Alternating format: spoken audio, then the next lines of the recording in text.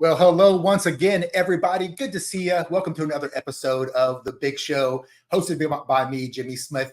Listen, I wanted to ask you guys a question. I know a few of you out there. Some of you I've never met before. Some of you I may never meet. I don't know. But I wanted to see if you are anything like me. And here's what I mean by that.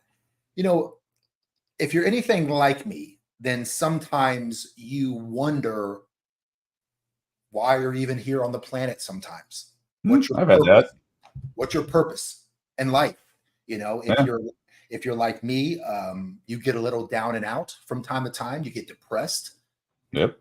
I get depressed. And if you're anything like me, sometimes you begin to wonder what your significance is on this huge planet filled with 7 billion people. Yeah. Then from time to time, something happens. Maybe something that reminds me of who I am, something that tells me that I'm important, something that tells you that you're important. This week, I was in one of those down moods, and I remembered something from my past. So one thing about me that many of you guys probably do not know is that years ago, I ran a marathon, and not just a 5K or something of that nature. I actually ran a full 26.2. No way. You're a big guy. I know. You're like, what, 5'10", 5'11"? And a half. Big guy. Yeah. You're 6'8", like 6'8", deuce and a half. You're a big guy to be running a marathon. Wow. And I ran that marathon, 6'6", 272 pounds. That's not quite a runner's body. And I've never ran a 5K. I never ran anything in my entire life. And I decided, you know what?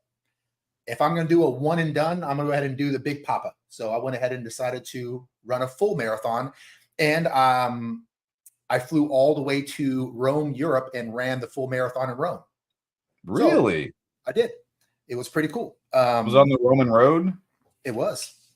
It was really very tough. It was very tough because those roads are made out of bricks, and those bricks over all them years have they're very indented. So the entire time you're running, you have to kind of watch where you're running so that way you don't roll an ankle. Yeah. But I remember, the reason why I'm bringing that up is because I remember that when I was training for this run, every Sunday morning I would get up and I would jog around the park near my house when I was training, and there's this lake located in one of the corners of the park. And every time I jogged by this lake, I'd see the same elderly lady sitting at the water's edge. And she had this metal cage by her. And I never really paid a lot of attention to it. But, after every week of seeing her there with this little metal cage, eventually my curiosity got the best of me. So one day I stopped jogging and I walked over to her. And as I got closer, I realized that the metal cage was in fact a trap. It wasn't a cage, but it was a small trap. And there were 3 turtles unharmed, but there was 3 turtles, walking around the base of this little trap. And she had a 4th turtle in her lap that she was scrubbing with some brush or something. And so I walk up to her and I said, hello. And I said, hey, listen, I'm here every Sunday. I run around this lake and I noticed that you're always here. If you don't mind my nosiness, I'm just curious to know what you're doing with these turtles. And, she smiles and she says, I'm cleaning off their shells. And she says, anything on a turtle's shell, like scum or algae, reduces the turtle's ability to absorb heat and impedes their ability to swim and hinders their lifespan in some way. They're cold-blooded. I mean, they derive their heat and cold. They're not able to regulate and all that. Yeah, she said it could, also corrode and weaken the shell over time. So I was like, wow, that's really nice of you. And then she goes on and she says, I spend a couple hours each Sunday morning relaxing by this lake and helping out these little guys, and it's my, strange way of kind of making a difference in the world. And me being a logical thinker, I said, if you don't mind me just saying, I said, most freshwater turtles live their entire lives with this algae and scum on their back, and it hangs from their shells. And she goes, yeah, sadly, you're right. They do.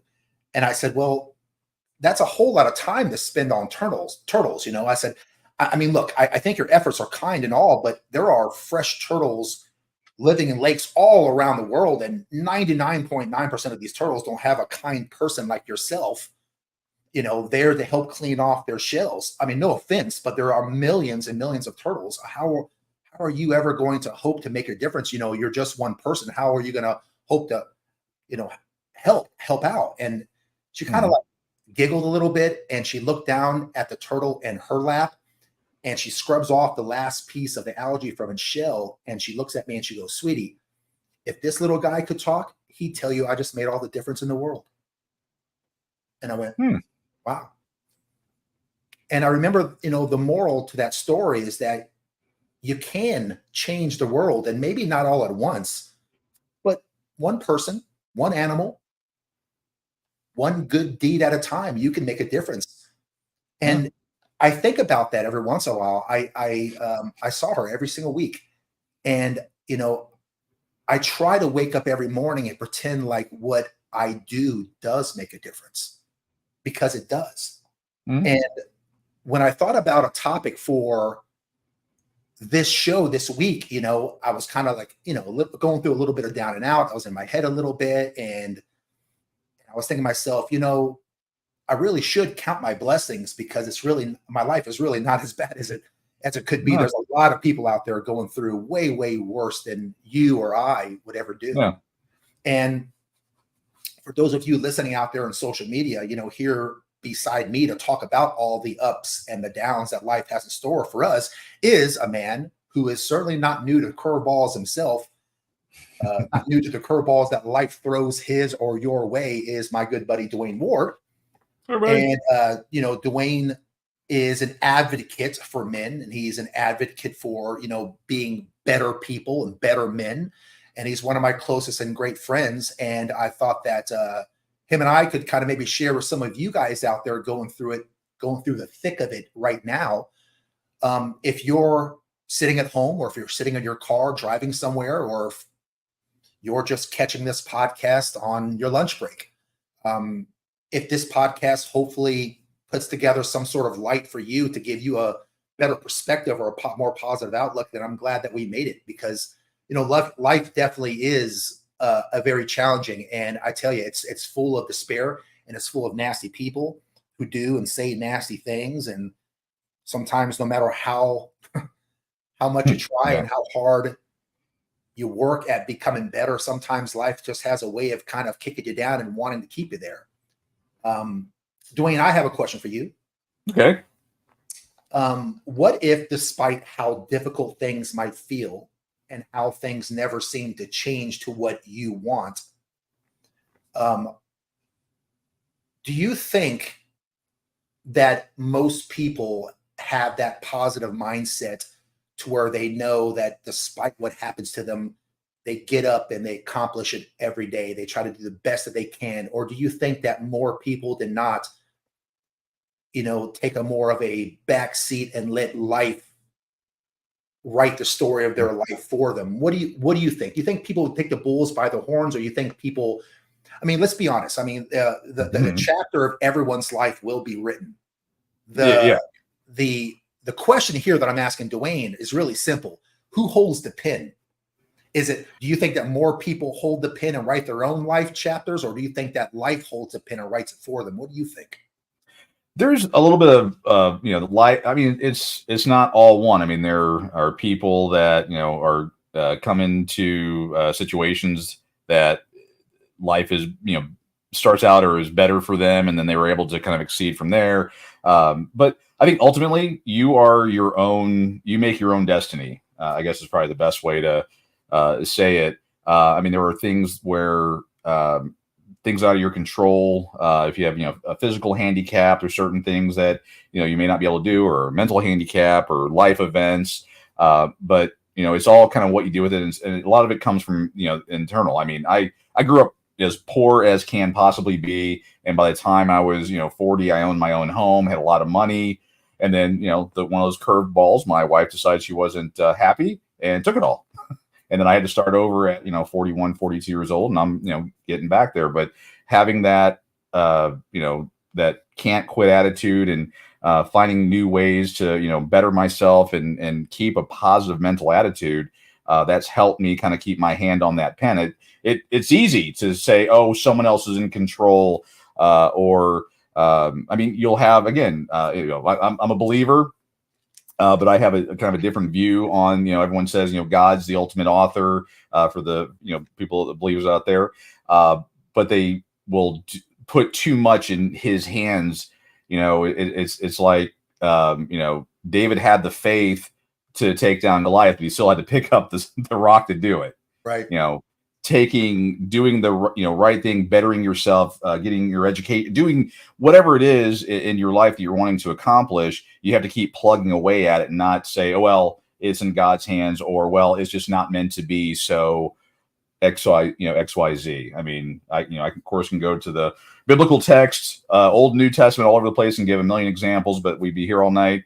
But the short answer to your question is it's kind of a combo. But I think if I put percentages to it, I'd say 70-80% of it is you being that person that writes your story. Yeah. You're the one that can affect your own change. You're the one that can affect the impacts. I mean, again, I grew up poor as dirt, and to go from where I was to where and I haven't even ended up yet, thankfully, but I was able to turn that around and push myself and do different things. That wasn't luck, as a lot of people will say. It was a lot of hard work, a lot of dedication. I mean, I think I've told this story once or twice. I worked full time, and I went to school full time because I wanted to have my degree by a certain point, because I couldn't advance where I wanted to go without these things. So it's like, well, I've got to, overload college and do this and do this and do this in order to get to that goal. I didn't say, well, it's out of my hands, I'm done. Yeah. Or wish on a star, or, whatever people want to say. That's, that's just, but having that positive mindset. I don't know. What about you? I mean, what are your thoughts? On one hand, I kind of think that you control your own destiny. And then one hand, when people say, well, everything happens for a reason, kind of implies that, there's a pre-written script to your life, and it's supposed to be happening this way. Yeah, well, the thing is, I mean, going to exercise or weight goals. I mean, we can, put it in the physical. I mean, if you have a person that's overweight, you have a person that is in poor health, or certain types of poor health, or they're trying to reach a goal. How do you get there? I mean, they can sit there and eat their Twinkies and watch Scooby Doo, or they can hit the gym, or they can stop drinking soda. Eating, fatty foods, and take some control. Some of it might be pituitary, and that's out of their control, but they can affect some amount of change. What if positive? What if, despite how difficult things might feel and how things never seem to change to what you want, that life is still working out exactly the way it should? Is this wishful thinking? You think it's the truth? I mean, again, as a believer, and taking it in that direction a bit, I have the kind of, I guess, to analogize it, I have we're running a race, and we're at street level, and we have God up here that's able to see the beginning, middle, and end. So he would know how it's supposed to. He knows what's going to happen. Of course, I guess into the whole predestination, and I can go into all kinds of theology here, but we'd be here all night, and then all the viewers would probably fall asleep. But I would say God knows beginning, middle, and end, and you're at street level, and you're just supposed to, work, do your best, and try to achieve your goals, based on your gifts, talents, however you want to put that. I'm trying to think of a better way to explain. I mean, that analogy is kind of one that has made sense with me. It's going to work out how it's supposed to work out. But if you're not prepared and ready to go, you can't be used to accomplish that end goal. Yeah. Yeah. There was a book called Walden, and the guy, the Mm-hmm. author who wrote the book, it was Henry David Thoreau. And Mm-hmm. Henry David Thoreau wrote in the book Walden, he said, however mean your life is, meet it and live it. Do not Yeah. shun it and do not call it Yeah. hard times, because it's not so bad as you are. It looks poorest when you are richest. And think about that. Like, it looks poorest when you are the richest, meaning that despite being in a great situation, you can only find Okay. faults. And Well, if you, well, here's the deal. I mean, I don't know if I'm reading ahead in, kind of where you want to go with the show, but we live in America, the best damn country in the entire world, hands down, end of discussion. And we're whining about, and I can't say certain phrases because it'll get shut down, but we are living better than, what is it, 90% of the rest of the world, or 80. I don't know what the numbers are, but let's just say we're living better than most of them, and we're whining about stuff. People are right, like, I had a horrible day. My car broke down. Dude, you got a car. I'm having right, a horrible day. They didn't get my latte the right way. I'm in a horrible mood. It's like, count your blessings. You actually have something. Or people are saying, I can't see my kids every single day. Well, there are parents out there that can't see their kids at all. right. You There's know, always someone in a worse position. tell me if this sounds like someone that you've met or that you know. They will complain about their relationship, Hmm. they'll end it, and then they'll complain about being alone. Oh, And God. then they'll get into a new relationship, and before long, they're complaining about it all over again. Oh, yeah. They'll complain about their job, they'll leave said job, and then they'll complain about the difficulty of making ends meet as you transition into your dream job. And then you get your dream job and you find something new to complain about. Or Yeah.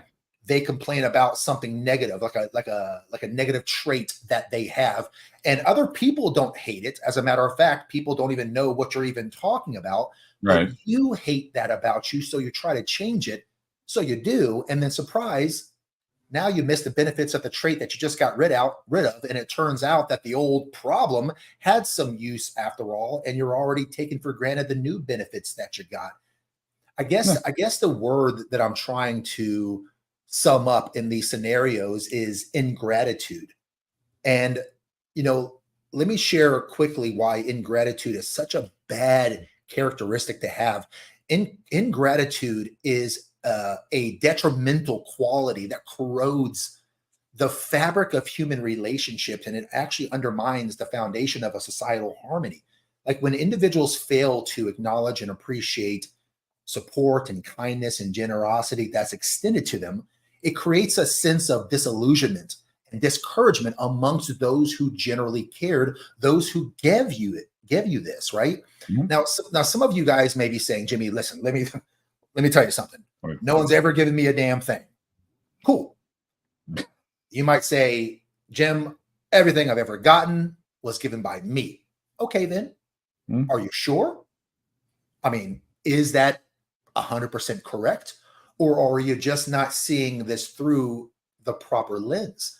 For those of you that have lived a life of struggle, a life where no other human gave you a damn thing, Mhm. have you ever opened yourself to the possibility that the person that has given you everything that you cherish, everything that you love, that person wasn't human?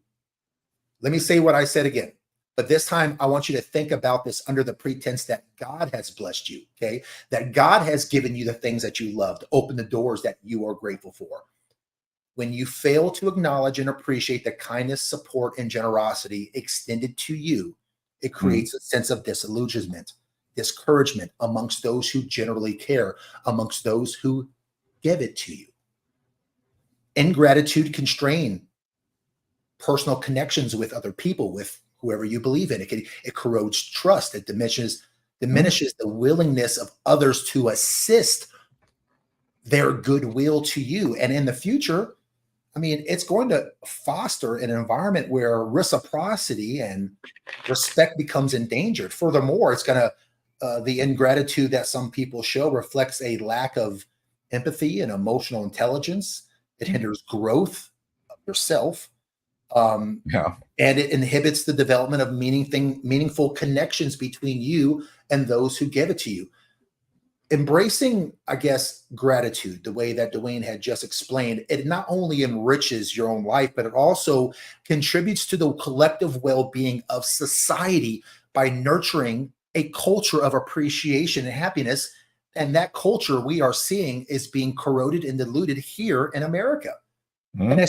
it's all around the world, especially in first world countries. To Dwayne's point, Americans are some of the wealthiest people on the planet. Even our poorest people have cell phones. Even our poorest people Mhm. have roofs over their heads, and food in their belly. Now, I'm not saying times are not difficult for people. I don't want to be, I don't want to say, I don't want to be insensitive.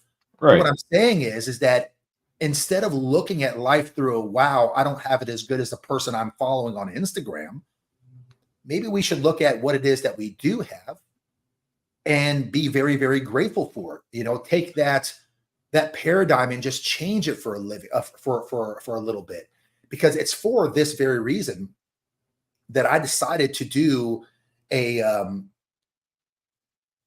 gratitude journal. Hmm. I talked about this a few other podcasts before. Um, a journal of my life, and Really? I can't sing its praises high enough. So with the journal, what do you? I mean, like, what is in the journal? Is it just like what happened today? What are my goals? Where did I screw up? Where am I going to get better? Is it that type of journal? All the above. All the above. Okay. All the above. Plus, it gives you the opportunity to list the things that I'm thankful for. Um, and I've been doing it for many years. You know what? Let me show you. Yeah, I was going to say. I don't know if you want to, throw it up here and let everybody look at it, Yeah, I'm or not going to some actually ask. open up the Well, journal, yeah, yeah. right? But let me show you what I Have mean. so like 1984 date with Heather Locklear wouldn't have appeared in your journal. Yeah, so on my computer, Oh I don't know if you guys can see this, but I started in 2009, wow. and for the last 15 years, these are Word documents that I have that every few weeks or so I basically document what's going on in my life. Hmm. What's happening, all the goods and the bads, and I really recommend that everyone does it. I really do, because there's times where I just randomly will pick a year and just open it up and scroll through, and I go, "Wow, I completely forgot that happened," or "Wow, I completely forgot that I said that to this person," or "Oh, that was a year that happened." And I look back and I'm reading about some of the things that I've gone through, and some of them are a little heartbreaking, and some of them are very, very wonderful. Last year was a really tough year for me in 2023. It was a really tough year. I've had some health issues. I've had some, relationships that didn't work out, and it was a tough year for me, man. It was a tough year. Relocated, and the way that I saw the trajectory of my life didn't quite happen the way that I wanted it to work. And I tell you, I'm really hopeful that 2024 will be a much better year for me. Yeah. But I look back and I will write down things that you know that I already know how it plays out, but I see myself in the infant stages going, "Oh, hey, this opportunity arose. I'm thinking about doing this or doing that," and I already know what decision I made, and I know how it ends. But it's kind of nice to go back and kind of go, "Wow, I was a little bit innocent," and Reminisce. yeah, kind of reminisce and go, "That's how I was feeling during that time." I started doing that years ago because me and my family during Thanksgiving, we would stand around in a circle, hold hands, and pray. Hmm. And then we would take turns, and each person would go around the room and tell everyone out loud what it is that they're thankful for. And it Hmm. was a little bit embarrassing the first couple of years, going, "Oh, well, I'm thankful for this and thankful for that." But Yeah. I tell you what happens whenever you are listening to everyone else around the room talk about what they're thankful for. It feels really good whenever your name gets brought up. It really does. Hmm. And it makes you want to be a better person knowing how you've impacted someone's life.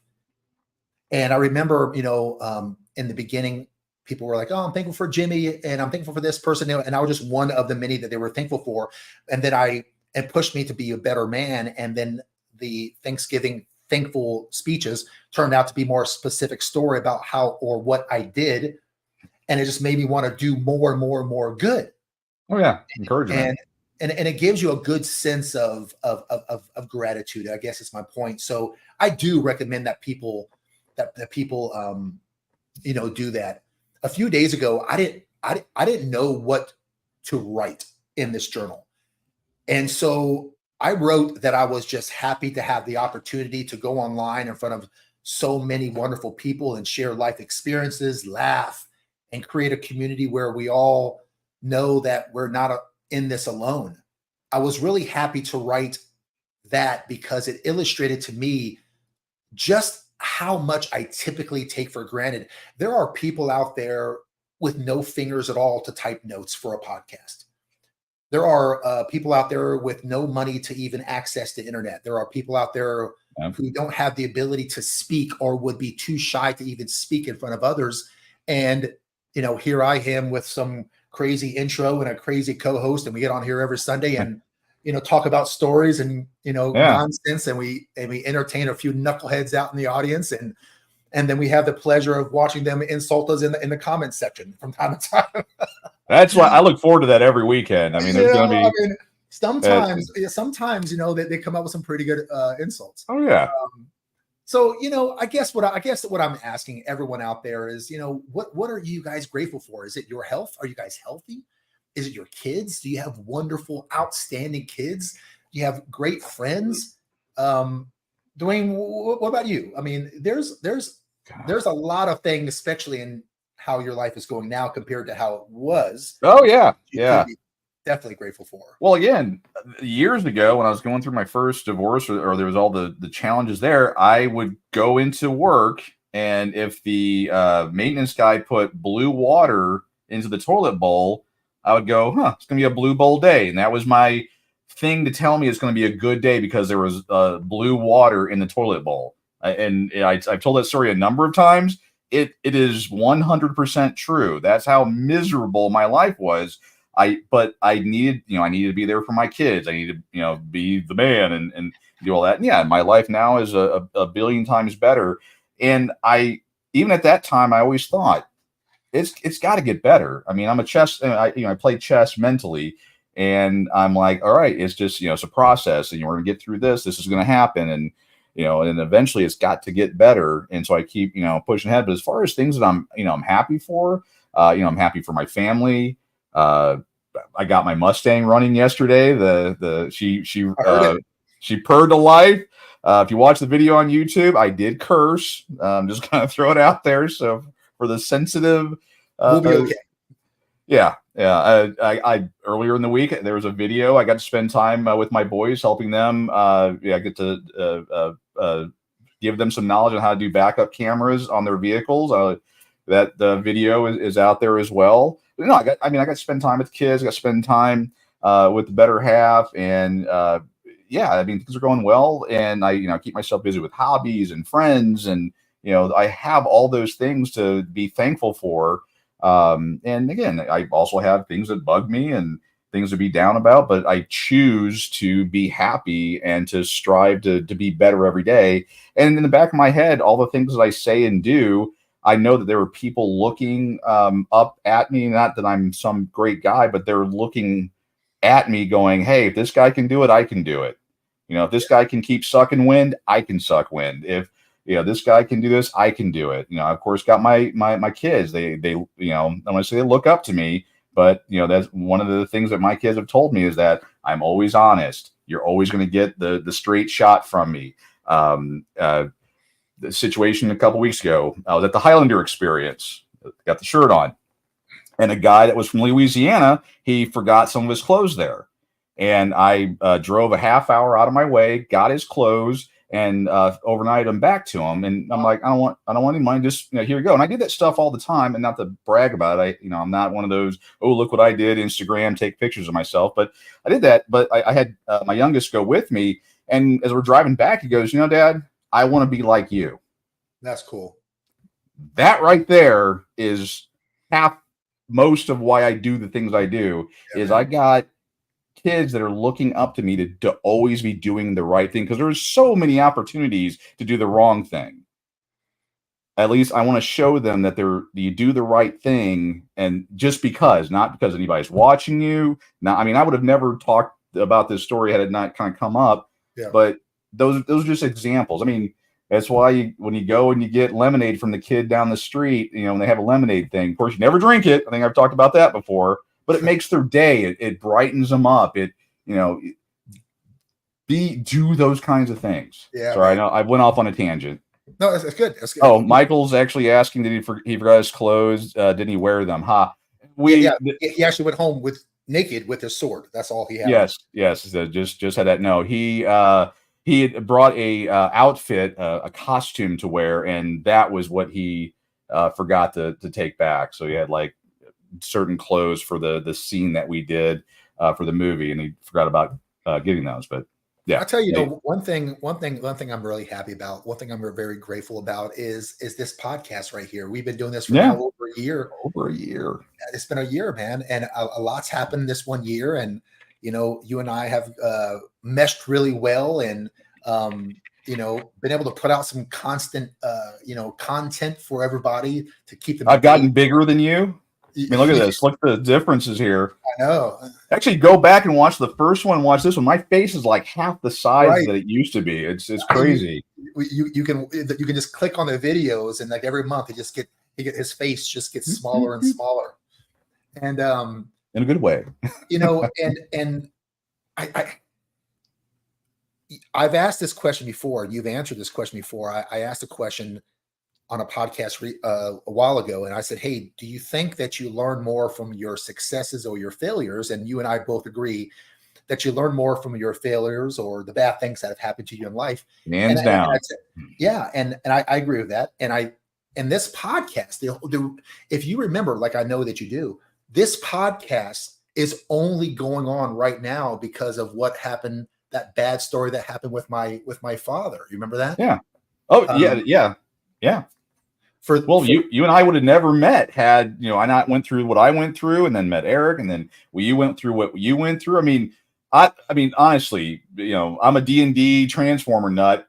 I don't think I'd ever find you yet. Well, I'm working on you doing a D&D run or playing with Transformers. So yeah, it probably wasn't going to happen. Our paths were likely not going to cross. You're right. Exactly. Amazing how this worked out. The love, the chemistry. Yeah. And I posted a comment. I got into the comments section early on a video that you and Eric had posted on the Dad Talk Today network about a guy who was told his entire life that his father didn't want him and that his father didn't love him. And he grows up to be a 20-something-year-old man, finds his father, flies from California to North Carolina, meets his father, realizes his father is a complete stand-up dude, remarried, having a happy life. He approaches his father. He says, hey, man, I thought that you didn't want me. Why don't you want me? His dad goes, are you kidding me? All I did my entire life was try to find you, but your mom would move and, keep me away from you. And, he said, well, I didn't realize that. And he says to his dad, mom said that you never wanted me, and that's why you never paid child support. Why didn't you want me? He's like, what are you talking about? I never paid child support. And he goes, well, mom said you never paid $1. And the guy was like, hold on. And he goes into this other room, and he comes back out with this envelope showing receipts of every month over 18 years that this man has paid child support to that son. And the son was like, lost his mind because he realized that his mother had lied to him about his father's entire life. And it reminds me similar of kind of what happened to me and my father. Not quite the same, but there's some similarities there. So I get to the comment section and I put my comment in, and Eric sees it and he reaches out to me. And before I knew it, I landed an interview with you and Eric on that. If you guys want to see my story about my father, how I grew up thinking that my father was my real father, but it wasn't. You can go to YouTube, search for Dad Talk Today, click on playlists, and then click on the icon that says The Big Show, and every Big Show episode is right there. Scroll all the way down to the oldest episode, and I think it's either the first or second of the oldest episodes, and you'll see the episode of where it all began. And so my point is that, this rough part of my life and some of the mistakes that maybe my own mother made back when she had to make some really tough decisions when she was younger led me to where I am today. And Mhm. struggling as a child growing up in a situation where we were very impoverished and we did not have running water in the apartment. We didn't have electricity for a week or two in the apartment. Led me to be a very ambitious man to want to get out of the lower class. And I Mhm. look around me in this neighborhood that I'm living in, and I'm looking at people who are doing drugs and people who are living off the government assistance. And it's not, I don't have a problem with people living off government assistance. You have to understand these people are second and third generation living off government assistance.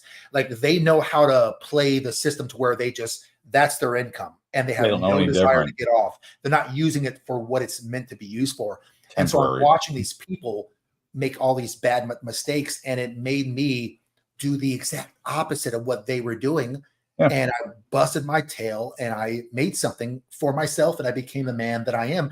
And I tell you, one of the biggest compliments that I have gotten is when someone that I'm dating or someone that I know very well and very close to me looks at me after coming with me to meet my family or whatever. And they look at me and they go, how did you ever become the person that you are? How did you ever become the Mm. man that you are?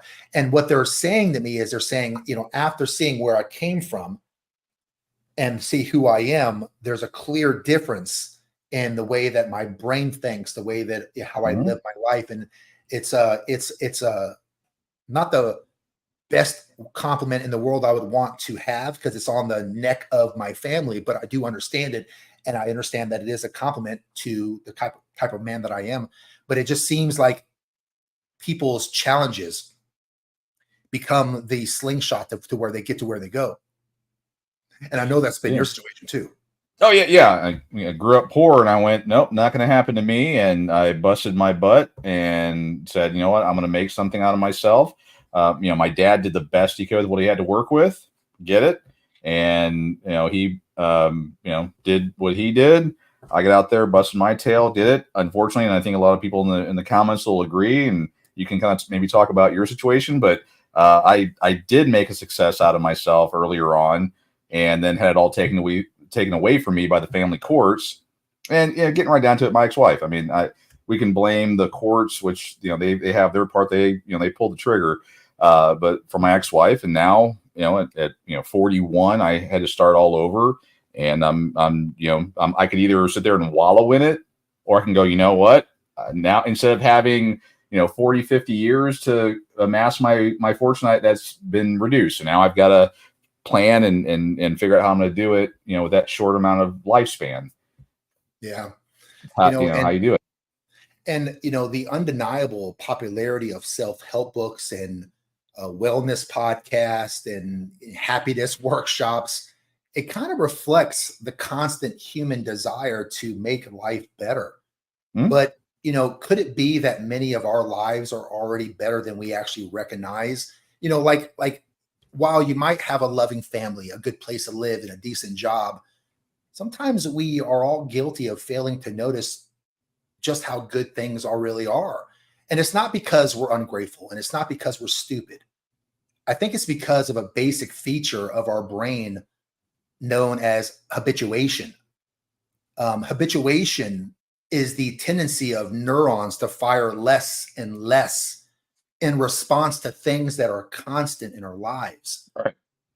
Like you enter a room and the room's filled with roses, and after a short while you can't even detect the rose scent any longer, Right. right? And you just get used to the smell of fresh flowers. You also get used to a loving relationship or a promotion or a nice home. You get used to the vanity of the new car that you bought. The car that we wanted so badly, even that feeling fades over time because of habituation. Right. It's like the front page of a newspaper. Your brain cares about what recently changed, not about what remained the same. And so what once took your breath away actually becomes part of life's furniture. You habituate to it. You fail to notice Commonplace. and respond to elements of your life in which you previously found enchanting. And it's Hmm. unfortunate, but the good news is that we can change that. That is that you can, suddenly start perceiving and responding to things in which that you've become desensitized.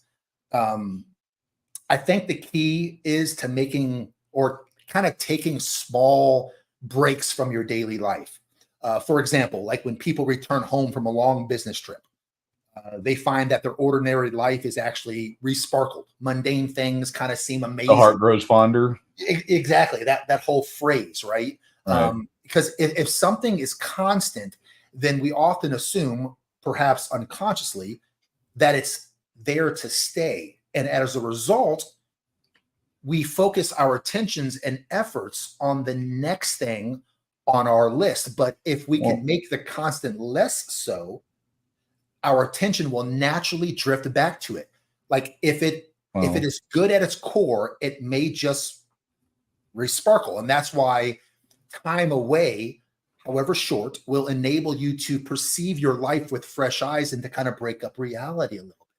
well, yeah, and thing is something social media and that instant gratification, as well as in relationships. You have people that hop from relationship to relationship because they're craving that, that the butterflies and all that. Where as you move forward into long term relationship or marriage or kids and all, you get an area of contentment. When you were first dating, they're buying your roses all the time, or they're holding your door. Well, you should always hold them. So always hold your door open. That's just one of the cardinal rules. You gotta do that, and treating them a certain way. And then as your relationship continues on, you get content, which is on its face, it's okay. One partner may be like, oh well, I need to have the trips to Rome, and I need to have the flowers, and I need to have the excitement. And when they don't have those butterflies, they then jump to the next relationship. Right. I mean, in with Dad Talk today and our universe, that's what happens a lot when you're dating people that they have to have the greatest thing. Everything's got to be awesome, and then That's tying right. that into social media, they're immediate. I gotta Facebook, Instagram, Twitter, all the different social media. They got to have that instant gratification, and it's actually a scientific. They've been doing studies on it that your brain just gets so doped up. You have to have that latest, greatest thing, or you just lose it. That's a good point. And we need to get contentment. We need to get back to contentment. Yeah, that's a good point because before social media, you didn't really hear, at least in the dating world, about this desire and want to be stimulated so much. And Nope. nowadays you really hear of it often, frequent. And I think it's because people are, they have their, seemingly naturally perfectly boring lives where they take their kids to school and they go to work and they rinse and they repeat and they watch the same fun show at 6 o'clock at night. Every week you're watching the big show at 6 p.m. Central, 7 p.m. Eastern, Exactly. 2 a.m. in Switzerland. And there's some peace and some solace, but then there's a percentage of people out there who will go on social media and they'll watch the best of that person's life. They're not out there all the time flying to Dubai and flying to Greece and all, but they will post the best of that person's life. And when you see enough people doing enough fun things, you go, well, shit, my life kind of sucks compared to everybody else. Maybe I'm drifting towards the bottom and maybe I need more excitement. And this guy I've been living with for 12 years doesn't seem as exciting anymore. Or this woman that I've been with for 8 years, Exactly. the spark ain't there. Maybe the grass is greener. And I think that's what Because is fertilizer was shit. yeah, um, and that's kind of why I'm talking about this, because I don't think that people are in this. I don't think people are necessarily like, dum-dums for, going, oh my God, I have all this great stuff and I'm, down and out and I'm shame on me. I think we're all smart enough to know, like, if we were to have a conversation about this, I think every one of you guys would be like, yeah, I do have it pretty good compared to, it could certainly be worse. There's some If you things that had people, yeah, if you had people slow down for a second and logically walk through it, yes, but everyone's so just geared up about the latest, greatest thing. They don't stop and smell the roses, to go back to an earlier analogy. yeah, They they're just so, I got to have it right now, and I've got to have the best of the best. If so and so has this, I've got to have the better thing. Keeping up with the Joneses, all that stuff. Yeah, and so and so that's why I kind of looked into why that was, and I ran across this habituation thing, and I realized it's kind of a real thing. And then I start looking into, well, how do you get out of this cycle? And then one of the reoccurring things that scientists were talking about, or people who were doing studies were talking about, is they said, take a break, Yeah. Go somewhere, come back, and you have a refreshed sense of whatever. I mean, for all you parents out there, how do you guys feel when you haven't seen your kids after only a few days away from them? A lot of people a week or 2 weeks rather. They get first, third, and fifth weekends, and then Thursdays or Wednesdays, depending upon your state. They go weeks without seeing their children. Yeah, and they desperately can't wait to see them again. Or like whenever we travel, how we miss home. So I guess I don't know, guys. When's the last time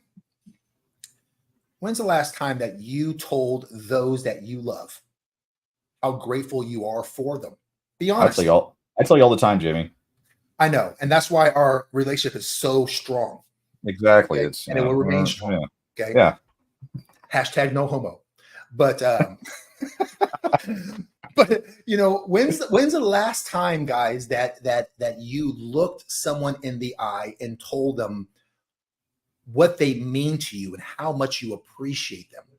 Even if you don't necessarily like that person all that much, maybe it's your ex, right? Maybe he or she. You lost me. Yeah, you lost me. And I'm out.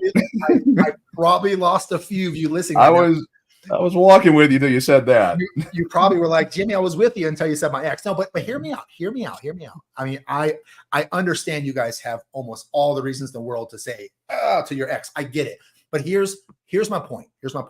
Okay. I know that he or she makes your life hell with your kids. Okay. But what if you told them something that they do that you appreciate in them? Like, hey, listen, Diane, you and I don't always see eye to eye, and sometimes we're at each other's throat. And sometimes I wonder if you might be the worst person in the world. And I'm sure you think of me the same way. But you want to know what? And all kidding aside, I just want to let you know that you're one hell of a mother. Or, hey, if you don't think that she's a great mother, maybe you go, hey, you know what? I do appreciate you picking up our kids whenever I work late. It makes my life easier. And I just want to let you know that I appreciate that. Just something like that. I'm not saying to befriend them. I'm not saying take them to the movies, but it may go a little ways to every once in a while show appreciation for the little things that they do. And it might help them stop being so much of a nasty POS. What about maybe your boss? Yeah, let's find somebody else, because I think you probably lost everyone in here on exes. I'm like, no, because I'm like everyone here is. I'm going to go ahead and speak for. They're a narcissist. They, if I say something nice to them, they're going to be mean to me, take me back to court for more child support, do this, take my kids. Well, that's for the folks in the Dad Talk Day community. That's unfortunately what they do. So yeah, let's try a boss or an estranged friend or something like that. Well, then I'm gonna keep going then. Yeah, segue. Move on. There we go. I tried. Yeah. Okay. You know what? F your ex. How about that? F that. There we go. Everybody has, so it's all good. Oh, but the boss. Okay, the boss at work, or your kids, or your friends. Like I said, during Thanksgiving, my family would hold hands, pray, and tell each other out loud that we were all what we were appreciative for. So that's all I'm kind of saying is, we all appreciate when someone sends us that text message, or we all appreciate when someone tells us those words. All I'm asking is, when's the last time that you did it for other people? And if you do it, well, then great. If you don't, then everyone's situation is a little bit different. Maybe there's room of opportunity for you to do it. I don't think that a lot of bad can come out of that. That's all I'm saying. I think it's powerful, and I think you guys know that. I think it feels good to hear it, and I think you guys know that. When someone says your name, when they're talking about appreciation, you know how it makes you feel. Be that voice. Start that trend. Be the first. If you don't know where to start, there are multiple ways that you can show appreciation to people. It doesn't have to be simply, a conversation. You could, I don't know. How was that, Jimmy? Huh? How can you show appreciation? Well, for one, you could maybe give someone a gift. Sometimes gifts are nice to do to show them appreciation. For example, you could drive 30 minutes to grab some guy who, I don't know why he left his clothes at a sword place. Mike and I are still dumbfounded about how that could happen. Yeah. But you could drive 30 minutes, grab that dude's clothes and overnight it to him and never expect anything in return. You could be in the line and pay it forward type of thing where you pay for someone's coffee and then that trickles down to who knows how many people in the back, giving gifts kind of show people that you're grateful for them and value that the role that they play in your lives, if they play any role in your lives at all. Liking and sharing and subscribing to this channel would have everybody show us that y'all love us. That's a great point. Everyone that's listening right now could show their appreciation for Dwayne and I by hitting that like button, sharing the video to someone who probably needs to, get rid of their habituation, stinking thinking, and then subscribing to the channel. And also, guys, don't forget, I don't really advertise a whole lot. I've got like hardly any followers on my The Big Show podcast, but I'm on IG, I'm on Facebook. So if you guys wouldn't mind going and looking for The Big Show by Jimmy Smith on those platforms and subscribing, I would appreciate that gift. There you go. Okay. What about an appreciation note or a text message? We talked about that before. What? What are you laughing at? Who said something? Dwayne would be saying, you know what? I'm getting hate from all around the globe. That's cool. I mean, I sit here, I put together this crap material for you guys to watch on a Sunday night. I got my freaking notes. Dwayne and I get together before the show. We talk about it, and then I just get hate and heat from all around the globe. Michael Keller. All right, that was decent. You complete me. Another way is, and we talked about it, is you can compliment them. So you can do gifts, you can do a text message, you can compliment people. Yeah. You can create something that's kind of homemade. I'm not a very good. What now? You got you. You're trying to get back into. I'm trying to get back into it after Michael Keller threw me off. Yes, I'm trying to. And looking over and hearing you freaking belly laugh is not helping me at all. You rattled you. But a gift. Where was I at? Okay. Yeah. Like you can create something. Right. Make something. It doesn't have to necessarily be store bought. You can make freaking cookies, or you can do.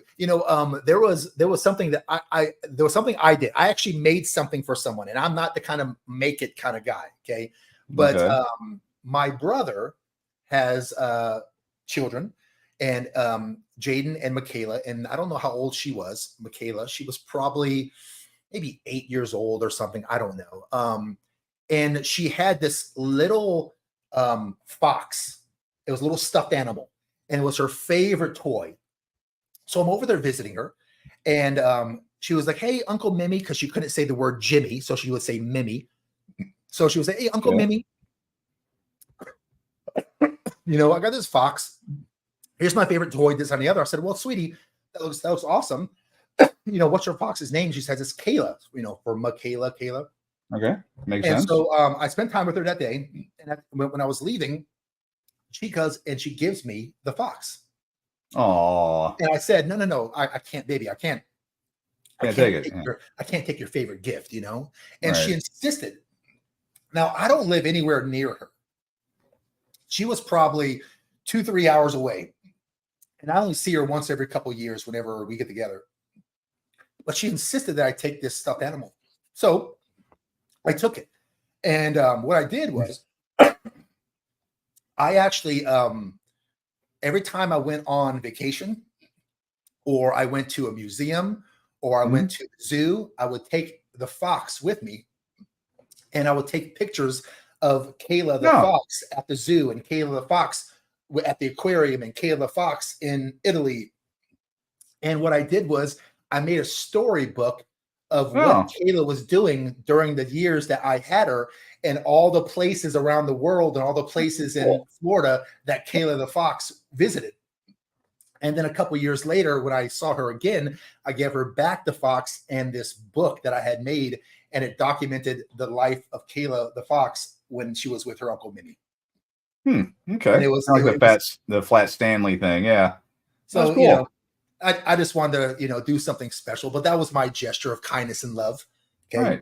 Right. All right, Michael said something else. What else? Uh-oh. What else did he say? I'm not feeling the kindness and gesture from him right now. Too dangerous. If that works and you shower it out, you'll end up as a silverback eventually. This guy.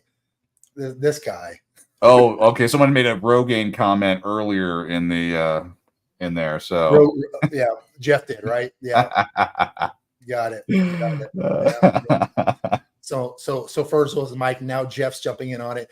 If anyone else wants to just throw some insults my way, we'll go ahead and put it on the screen right here. Okay, Yeah. we'll go ahead and do it because I know I don't know what entertains you guys more, the content that I create or you guys in the comment section bashing me back and forth.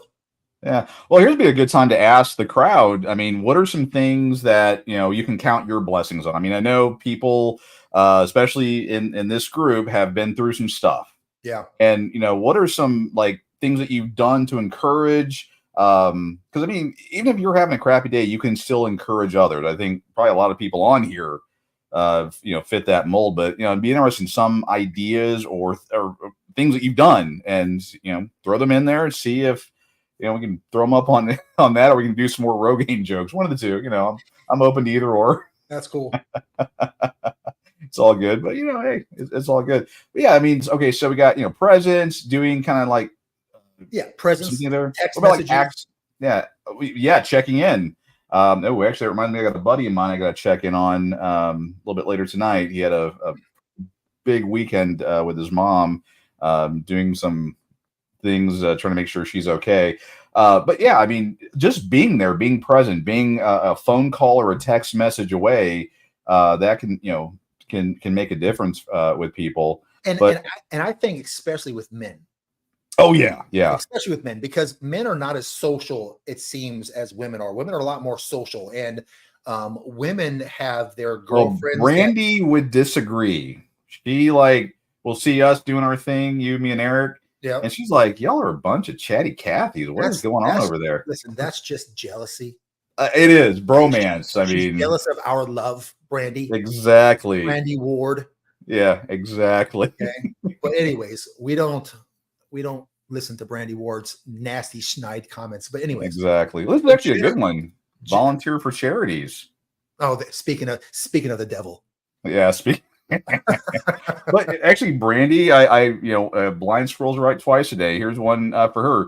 I'm a member of the road. Well, I am a member of the Rotary. I do all of their technology and stuff like that, getting different events going and raising money and all that fun stuff. But that is one way to count your blessings, because you see people that aren't doing as well, and you can get involved in the charity. I know Chuck Dizzle, he does stuff where he makes and gives food out to people that are less fortunate. Yeah, I saw that. And I think everyone kind of knows Chuck's story. I mean, if there's a story that's like, oh my God, he's got it, and he's spending his time helping other people, and forward those blessings on to other people. And Chuck is one of those guys who would have all the justification in the world to be a Negative nasty Nancy. person and say, hey, F everybody because the world's been nasty to me. He has every justification to do that, but yet he takes the higher road and he goes out there and he helps people that are in need. And I respect that.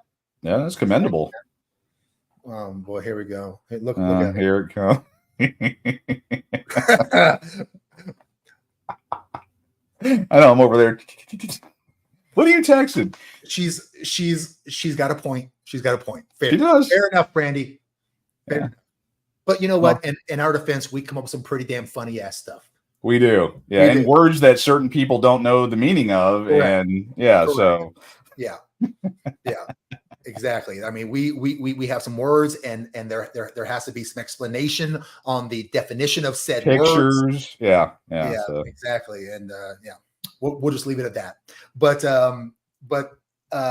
what was I even saying about the communication about guys and gals? I forget what I was going to that say. men need, I mean, we need to reach out to Yeah. men and communicate with them and see how they're doing, because they're emotional too. I mean, we are emotional. Well, and where I was going with it is that, generally speaking, guys are not as social as females are, right? And there's a lot of guys listening to this podcast right now that they don't have a lot of close friends. Like there's not a lot of people in their lives that they can call if they need something. Right. And when I say close friends, guys, this is what I'm thinking about. Okay. You can kind of put friends into a couple categories: 6 p.m.ers and 3 a.m.ers. And here's what I mean. If you've got only friends that if you call them before 6 p.m. that they'll answer and help you out, those are not the good close friends I'm referring to. Those are more acquaintances. They're your friend likely because you're in the same Rotary Club. They're likely because you're in the same golf league. Likely they're your friends because you work with them, but they're your true ride or die. The people that I'm referring to, the friends that I want you guys to have, are your 3 a.m. friends, where if you wake up and you need something, if you had too much to drink, if you're broken down on the side of the road, if you know you shouldn't drive, if something you gotta hide a body, they show up with a shovel. That's it. You can call them at 3 a.m. and you can say, listen, hey, I need your help. First of all, you call them at 3 a.m. You got a little crazy, and we got to take care of the body. Yeah, exactly. You call the 3 of them, and the number one thing is they will see your call come through and they will answer it. That's the number one thing. Because if they don't like you all that much, they're probably going to send you the voicemail. Not in all cases, but if they're your ride or die, they're going to answer the phone. And then the first thing they're going to say is, where are you? Are you safe? And they're going to bring a gun and a shovel and say, what body do we have to dispose of? Right? Exactly. Of course, I'm joking, but you guys know where I'm going with this. How many people in your guys' life do you have like that? And if you can think of a couple, then here's my follow-up question to that. Those guys that you can think of, those ride or die guys, when's the last time you've talked to them? When's the last time you sent them a message, reached out to them, had a beer with them? Now, men have a very unique relationship way about us, where we can be close friends, not see or talk to each other for 4 years, get together, and it's like 4 minutes went by. We do have that ability. Fair point. But for those people, man, how about tonight you just send them a text message? Dude, I'm thinking about you. I hope everything is going good. I want you to know that if you ever need anything, you call me. I'll answer the phone. Just send that to them tonight. Just something to let them know, because you guys already know, because we've talked about this plenty of times. You know that 2 things that men really value is appreciation and respect. And if you send someone a text message like that, where you're saying, hey, I know we don't talk all that much. Just want to let you know I'm thinking about you.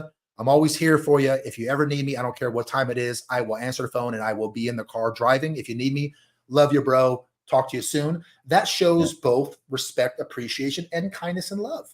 And mean it. That's the other part. I mean, again, my 51 years on this planet, there are people that will say they're your ride or die, and then there's the people that actually are.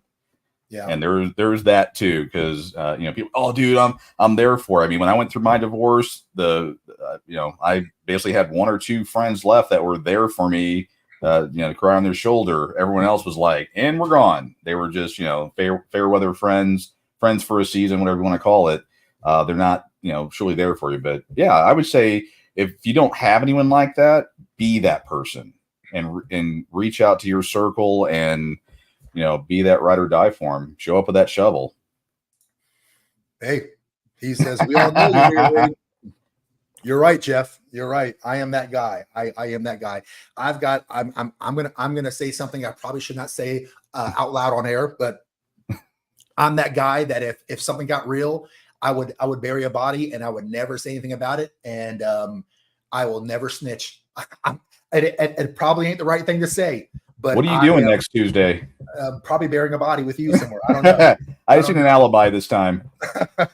And it's a short body. It'll be a short, small, shallow grave, like 5'3", 5'4", 5'3", 5'4". 5'3", 5'4". Yeah, Yeah, like about the size of Tweety Bird, and she has the vocals of the Lion King, but the body of a Tweety Bird. Okay, we both know we're both talking about I the same think person. I'm on Okay, the same path. Yeah, I think I'm gotcha. on the same All path. right. But what about another appreciation, a gesture of appreciation? Let me think. What about taking someone out for coffee, showing up, Yeah, grabbing a beer, right? yeah, That guys appreciate that. Man, this is one thing that women do way better than men. Is lend a listening ear. hmm?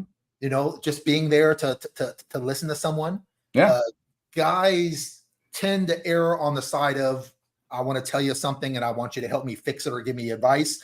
Women tend to err on the side of, I just want a shoulder to cry on, listen to me, tell me it's okay. I'm not saying one is right or wrong, but that's kind of where people are. But yeah, for the most part, you know, guys are always brought up with they're brought up and raised to not really share their thoughts, not really share too much emotion. You know, right. it's a sign of weakness, rub some dirt on it, all those things. And I think that does go a long way to being a good masculine man, but too much of it is unhealthy. And I think we all can agree on that, right? Oh yeah, yeah, So you want to be careful on who you dump a lot of your woe is me stuff on.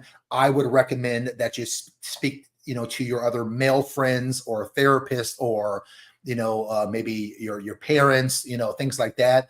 But I just want to say that the guy friends are underappreciated and under serviced and under you know, just we as men, we don't lean on our guy friends as much as we should. A lot of you guys, man, a lot of you guys, you just keep that stuff bottled up, dude, and you keep it bottled up for many, many years.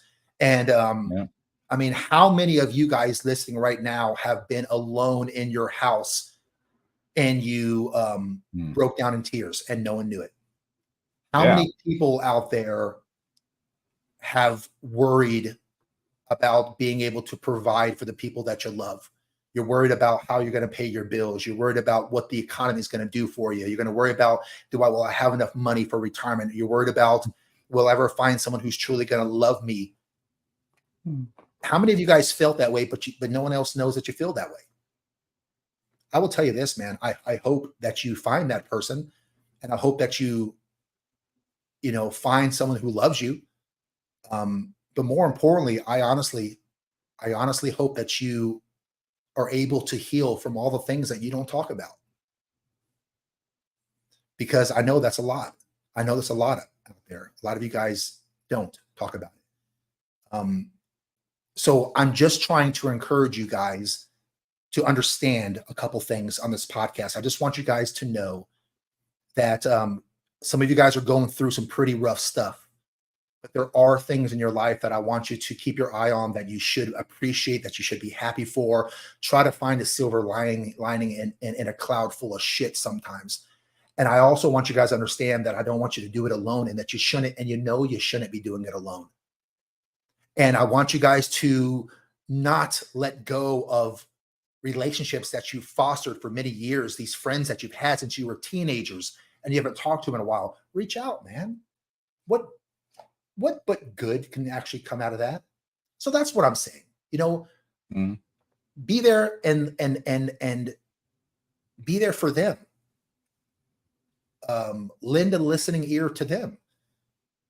If you want to show appreciation, do something that they enjoy doing. You know, spending quality time with loved ones shows your gratitude towards them even better. It kind of puts him or her first, and you know, consider doing something that he or she really enjoys that isn't particularly your cup of tea. One of the things that I really appreciate, we've trashed Brandy a little bit today, so let's go ahead and pump her back up a little bit. Uh, One of the things that I do appreciate, because it's on top of my head, that Brandy does for you is, you know, she supports you and goes to events with you that I know that she probably, it's not her cup of tea, man, but she does it for you, and that's a oh yeah, mark of a good woman. Like, you know, we bust our chops from time to time, but that's a stand-up good woman, man. I'm proud of you. I'm happy for you, and I'm proud of you. And it's good to have a supporting partner, man or oh woman, god, yeah, that, you know, is involved in that. And I've seen pictures that you've posted on Facebook on things that Brandy's doing, and you get dressed up in your nines and you're out there and you're supporting her. Yeah. It's a symbiotic relationship between the Ward family, and that fosters respect and love and appreciation. So I guess what I'm saying is, if you are lucky enough to have someone that you care about, someone that you love, someone that you're partnering with, when's the last time that you did something with them that you don't particularly enjoy, but you do it out of support and do it without complaining about it? Like, don't like shrug your shoulders, put your head, fine, I'll go. Like I was with you till the end. I was with you the complaining part. I was with you to the very end. What, I was like, now? I do a lot of stuff for her, but then you said, but don't complain. I'm like, oh, no. I whine and bitch the entire time and fight the entire way. Do you really? I do. Yeah. Well, she always wants me to dress up. She always wants me to go to these events, and like, apparently people think I'm the life of the party or something. But yeah, she always has me going to meet so-and-so and do this and do that. And I'm just like, I don't want to. I just want to. Because she understands what your talents are. You are a very charismatic guy.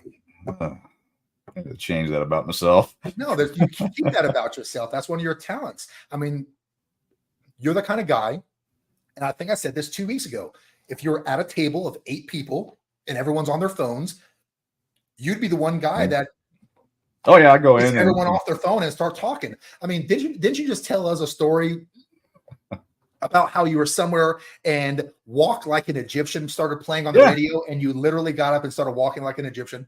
Yes, we were at Stevie's Diner. It was a place we go to every weekend, and they have a nostalgia theme and all that stuff. Yeah, I walked like an Egyptian came on the radio, and I got up and did that, and people were like looking at me kind of weird. Actually, we went there today, and I'm trying to remember the song. I serenaded her on the way out, which got a lot of people laughing. But yeah, I love acting, and she loves it too. But I love acting goofy with her and doing little embarrassing things like that, because life is short. I count my blessings that, I have her, I have the life I have now, that things are going, that I put things in place to get things where they're at today. And my personality is a goofball if it's not obvious. But yeah, doing things like that, I enjoy doing. I mean, the video that I did earlier in the week for, when I changed my kids' backlight camera, that's a typical day in the Ward house. As we have fun. I count my blessings. I could wallow in the fact that I had the fortune that I put together 10 years ago. Oh boy, that got close. I could whine about that and wallow in that and just sit at home and be like, and cry about it. Or I can get out there and enjoy life and try to make things better. That's one of the reasons why, I have the app out there for free information. I mean, I don't get paid. I don't donate, none of that stuff. I spend thousands of dollars and countless hours building that to give back to the community and have them hopefully learn to, and not fall into the same traps and stuff that I did. I'm counting my blessings, and I'm actually able. I know how to code. I know how to do certain things. I count my blessings, and I'm able to help somebody. That's how I look at it. If you believe in God, like I do, check. then I'm not. Listen, I'm not the smartest guy in the world by any stretch of imaginations, but I wonder if God sometimes puts. I wonder if God takes some of his best warriors and puts them in some of the darkest, deepest battles, because he knows, A, that they can handle it and weather that storm, weather that battle, and B, that they will come out and be a shining light to those around them. How many people listening to this podcast have went through something really, really challenging, and you, after going through that challenge, said, I don't want anyone else to suffer like I suffered, and you started a charity, you started to donate your time, you, like Dwayne pointed out, started a website. Because of the bad thing that life threw towards you, you became a beacon of light, helping others going through something that was very, very similar. And so thank you to the Dwaynes of the world who spend hours, and I know how much time this guy spends, guys. Dwayne spends a ton of time on things, and most all things that he's doing is donations. He's donating his intellectual property. He's donating his most valuable possession on this planet, which is time, something that he can never get more of. And he does it to help all of you. He does it to help his family, his friends, the world around him, things like that. So, one way for all of us, myself included, I'm not, off on this, is to try to give back more to everyone out there in the world, because the more that you give, I do think that the universe is reciprocal. I do think that you'll get back, and I don't do things for that purpose. Do this, I'll get it back, but it just does seem like things that you throw out there are kind of like a boomerang, whether that's good or whether that's bad. Just like we talked about the Dwayne thing. If he was sitting at a table around a bunch of people, how he would be the life of the party. Just don't be like Michael Keller, because if you're like Michael Keller, he's going to be the a-hole that changes the wireless password. There you go. And then everyone's like, "Oh, dude, what the F?" I mean, that's I can see myself doing that. That'd be fun. Yeah. But so I just wanted you guys to have a few tips on what you can do to show appreciation. I mean, I think that if you do something that they enjoy, that's not quite something that you would necessarily enjoy doing, it goes a long way. I tell you one thing too. We talked about how I put together that photo album, the Kayla, the little fox. Making photo albums for people seem to really it's pretty darn powerful. Yeah. And it's very easy to do. I don't know off the top of my head what website to go to, but there's probably 1,000 websites to where you can just import pictures and you can create. It's really easy. And then you pay your money and then they send you a full photo album. I remember speaking of my father, one of the nicest gifts that I ever received in my life was actually from my ex-wife. And whenever I finally found my father, my biological father, not the man that I thought was my father, I was able to get in touch with his best friend, Jimmy Chikarias, over in Greece. I'm Greek. And he had a Greek restaurant, and I'm on the phone with him. And I was able to connect with that part of my family. And my father, unfortunately, had just passed away 2 years before I found him. I was searching for him for 20 years. Again, if you guys watched the video, it's a pretty interesting video. But you'll see that I was searching for him my entire adult life. I finally found him. It was 2 years too late, unfortunately. But what transpired from that is that I was able to connect with my family over in Greece. I have a whole set of family over there that I never even met. And my ex-wife, who was my wife at the time, behind my back was Facebook messaging my family and getting dozens and dozens and dozens of pictures of my father. And she put together a photo album of my father. And I only had one picture of my father. That's all the photos I had of him. And she puts this photo album in front of me, and it had the day he was born, which I did not know what my father's birthday was, the day that he passed. And then it had pictures of him when he was a young boy, all the way through his life, all the things that he did. I learned for the first time when I went through this photo album that my father, he was a tall man as well. He was about 1.98 meters, which is probably somewhere around 6'4" for all of us in America. 6'4", I think, is how tall he was. And apparently in the Greek culture, when you're in the Greek military, in order to be one of the, I don't know if they have kings over there in Greece. Forgive me. I don't mean to be ignorant to it. I just don't know. I don't know if they're prime ministers or kings or whatever, but whoever the president is, the big dogs over there, you have only the tallest of the people in the military can be the king's guard. And my father was actually one of very few men who qualified for that. Really? And there's pictures of him in that white getup, and he has the shoes and it has a little ball on top of the shoe. I've seen the palace's guards before. I never knew my father was one of them. So it was kind of cool to see that. And then, when he became an older man and things like that. But if you guys have someone that you can think of that you might want to put together some sort of photo album for, I tell you, it's not that expensive. It's not all that hard, but boy, is it really a gift that they'll hold on to the rest of their life. Another thing too, and we'll bring Chuck Chuck Dizzle back into this Dizzle. is one way that you can show appreciation is to help out, you know, be a Mhm. part of events, charity events, donating your time. You know, there's a lot of animals out there, guys, that are in shelters that really could use volunteers. If you guys are animal lovers, you know, Yeah. there's a special place in heaven for you if you love on animals. There's plenty of places and people and things and that you can do to really make a positive impact. And, you know, you can donate your time. One of the things I'm really proud of, um, I'm a religious person, but I'm not overly religious. I'm not going to be able to be the guy who recites biblical verses. I'm not going to be that guy. But one of the things that I did a few years back is I went on an all male missions trip to the DR, the Dominican Republic. Ooh, you came back a changed man, didn't you? I did. Yeah. And right next to the DR, which is the Dominican Republic, is south of the state of Florida, over by Cuba. It's right next to Haiti. Very impoverished country. Very impoverished country. And for 3 months leading to this trip, the church had given us these huge army duffel bags. They must have been like this big, dude, a huge, the biggest duffel bags I've ever seen.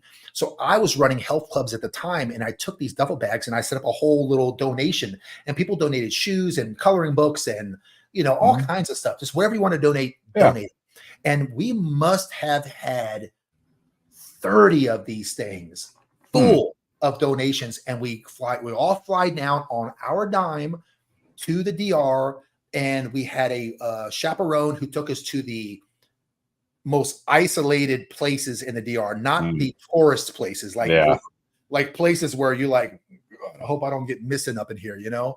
And I had the privilege of giving clothes and coloring books and candy and toys to kids who never ever had a blow pop or a piece of gum. I actually put shoes on a child who had never owned a pair of shoes in his entire life. Wow. And he came up to me barefooted, and I was searching through all the shoes, and I found one that fit. And I'll never forget the sight of how old was this guy? Probably 10. He's probably 10 years old. And he was barefoot, no socks, no shoes. First time he ever owned shoes. And he puts them on. He was running with the kids, right? And I called him over and stuff. And then I had a translator asking him if he has a pair of shoes or if he wanted to summon. He says, no, I don't have a pair. And so I put the shoes on him. And I watched this kid take the first steps in a pair of shoes. He looked like a baby deer getting up and walking for the first time, because it's so foreign for him to have it on. So he took a few steps and tried to do a little running with them, but it just it didn't feel right. And he takes the shoes off and holds them, and he goes running with his friends, but he owned a pair of shoes for the first time. To your point, Dwayne, a life-changing experience to donate or help out to those people. And I had no idea how I was going to make a difference there. I didn't know much about the Bible. I did not know much about God. I don't speak Spanish.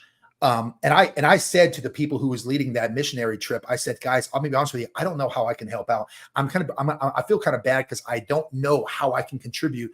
And he looks at me and he goes, Jimmy, God is going to find a way that you will contribute. I don't know how, but you're going to. And I tell you, Dwayne, I end up being a pretty big hit on that mission trip, because when I got there and they were like, look how big this guy is. And they all wanted to play me in basketball, and they all wanted to jump on me like a jungle gym. And I've got kids on this arm and kids on this arm. I've got pictures of me, and I'm holding up a bag full of like toys or something. And I must have like 40 kids surrounding me. And there's this picture. I'm like, all these heads are here. I'm way over here, and I'm holding the bag because they're trying to mob me and get into the bag to just take stuff. I'm holding the bag up going, hold on. But I've got these pictures, but I ended up contributing in a way that I never thought I would ever contribute. And I ended up having some, great conversations with people who did speak English, and a lot of really fun times for a trip. It was probably the best couple grand that I've ever spent my entire life, giving my time and donating my time to that. So that is definitely a way that I think you guys would really love to give back to the world, is helping out. And the last tip I have, guys, is if you can't think of anything else to do, just say thank you. Yeah. Sometimes that's easily overlooked, but a simple word of thanks can go a long ways. Tell your loved ones how much you appreciate them, and be clear and specific about the things that you appreciate. Just don't go, hey, I just want to let you know that, I really appreciate you. Like, be clear, be specific, show your loved ones your appreciation with the tips that Dwayne and I just kind of spelled out for you. And you'll deepen your connections with with your most favorite people in life, and you'll feel happier about doing it. What do you think? Is there anything else you got before we close this bad boy up?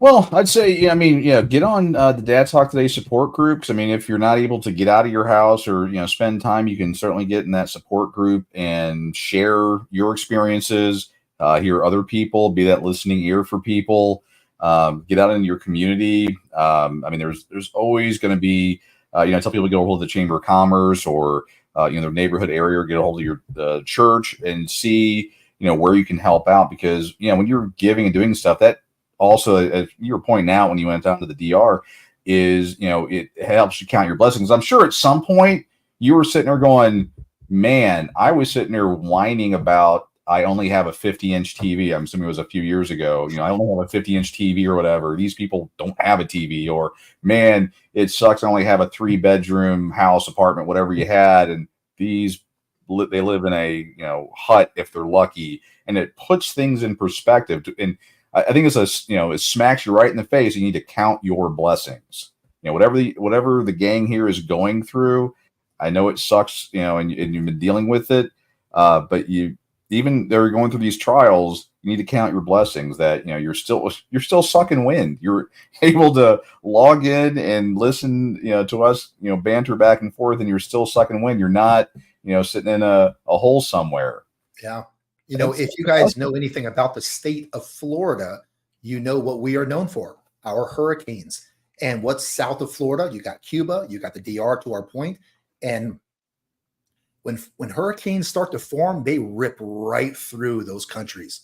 Yeah. And those people are some of the most poorest people on the planet. And they get decimated by these hurricanes before they hit the United States.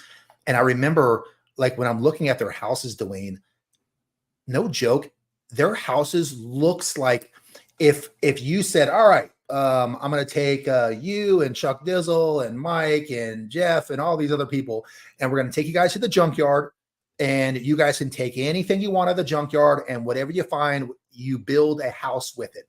And if we tried to build a house with the materials that we had to our disposal, that's what their house looked like. Yeah. And one thing that I was surprised to see, or not see, is glass. They did not have any glass in their windows. They had window seals, but you could put your hand right through it. There was no glass at all on any of the houses that I saw. And I'm not sure if they even had indoor plumbing. Probably not. When you're water. Yeah. And here's why I say that, because when we were there, we were probably there for a few hours before we left. And inevitably you got to, drain the lizard, right? So we go to one of them. We said, hey, can we use your bathroom? And me and a buddy of mine was escorted into this person's house, and they pointed in the room right there. They're like, yeah, you can use the bathroom. And I walk into this room and picture a, 10 by 10 room, maybe 8 by 8, not a very big room at all. There's a concrete floor, nothing in the room, just 4 square walls, 8 by 8. And there's a hole in the concrete. Yep. Spot for you to put your feet and get her done. That's it. That's their bathroom, was a hole in the concrete. There's nothing to flush. There's nothing to wipe with. There's no, it just, I was like, wow, so it just kind of gives you a different perspective of life. I'd kind of say, like, for the gang out there, put it in the comments or maybe share on Dad Talk Today. I moderate it. So, normally it's supposed to be people asking for, assistance or celebrating a win. Maybe go there and put in things that ways that you can count your blessings, and ways you can, what you've done to help someone else out. And then, we'll air those and, let those comments go through. But, I would just say maybe sit down and figure out, make a list of things you can count your blessings with. And the first one could be you're sucking wind, you're alive. But count that and look to that when you're feeling down, and then, reach out, Dad Talk Today support group, friends, be that friend to somebody. And, and then, and of course, put comments out here for ways to count your blessings and help others. I mean, that's kind of the summary of the podcast here. Yeah, man. And these are my final thoughts. I'm going to give you guys some pieces of advice that have changed my mentality so much in my life. I'm going to give you guys 4 things that if you do or you focus on, it'll completely change your mentality. Number 1, stop being afraid of spending money. You go out and you drop $100 on food and drink, so what? You had a great time with your friends. You drop $1,000 on travel, so what? Don't worry about it. Your time on this planet is a gift. You can always get back the money, but you can't get back the time and the relationships that you spend with the people that you travel with. Number 2, one of the biggest mistakes that you can make is believing that love is finding the right person. In reality, love is about becoming the right person. Don't go looking for the person that you can spend the rest of your life with. Become the person that you want to spend the rest of your life with. The people who deserve you will naturally gravitate towards you. Number 3, 85 to 90% of life is just showing up, guys. That's it. If you just show up, there's a chance that something might happen. But you must leave your comfort zone and try new things, because truly, you'll never know what opportunities you're missing out on until you go out and you do it. And number 4, you're always going to have problems.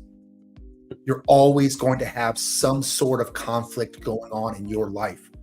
You must learn to enjoy life as you solve those problems. There is beauty in everything that we experience. You just need to adjust your perception. Guys, you can either cry in the storm or you can dance in the rain. I hope you guys enjoyed another episode of The Big Show. We really appreciate you guys. The Big Show podcast is here on the Dad Talk Today channel every single Sunday, 6 p.m. Central, 7 p.m. Eastern. Thank you so much to my co-host, Dwayne Ward. You guys make sure that you connect with us on Facebook and Instagram, because we're always posting stuff. We care about you. We hope that you guys have a great week, and we'll see you guys here this time next week. We'll see you guys soon.